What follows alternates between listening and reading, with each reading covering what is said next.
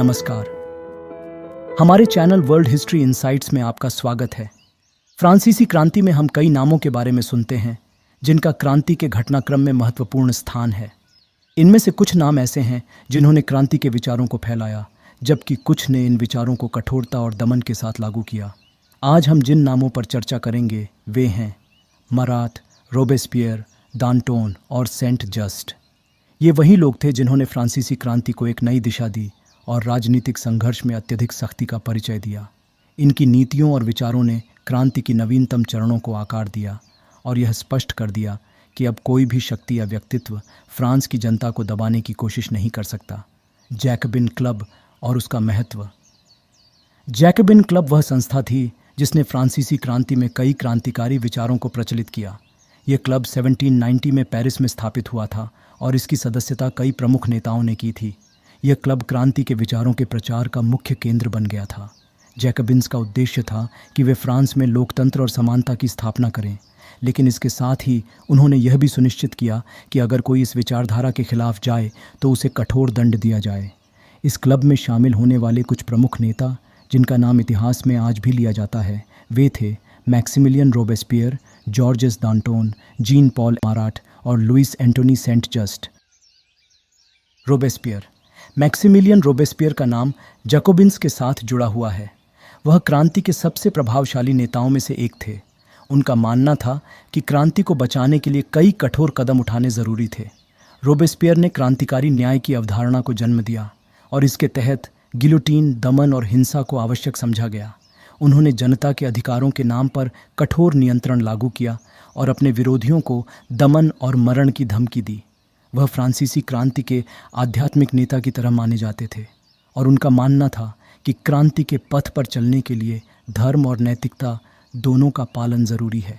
उनकी इसी विचारधारा ने उन्हें अत्यधिक लोकप्रिय और अत्यधिक भयभीत बना दिया। जॉर्जेस दांटोन। दांटोन का नाम भी जैकोबिन्स के इतिहास में प्रमुख है। वह क्रांति के अग्रणी नेता थे और उनके लिए जनता का समर्थन सबसे महत्वपूर्ण था। हालांकि दांटोन और रोबेस्पियर की नीतियों में अंतर था। दांटोन ने सामाजिक सुधारों और जनता की भलाई के लिए काम किया।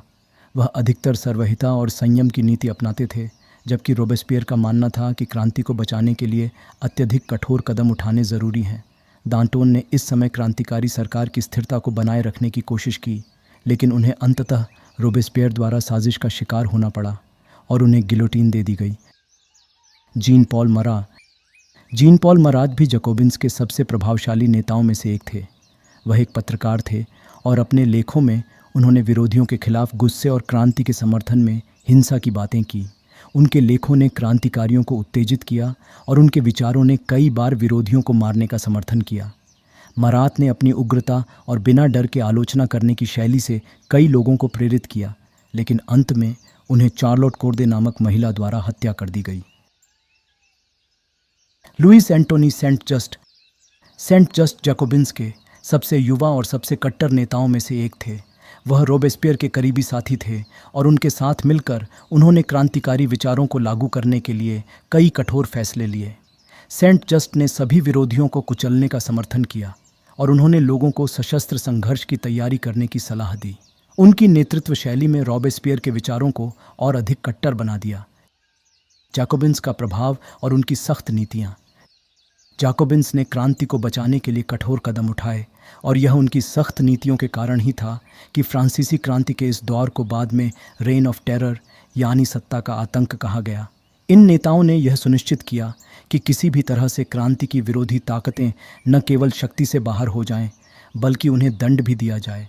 इस समय में लोगों के खिलाफ झूठे आरोप लगाना और उन्हें गियोटीन पर चढ़ाना आम बात हो गई थी। जैकोबिन्स के पतन की शुरुआत।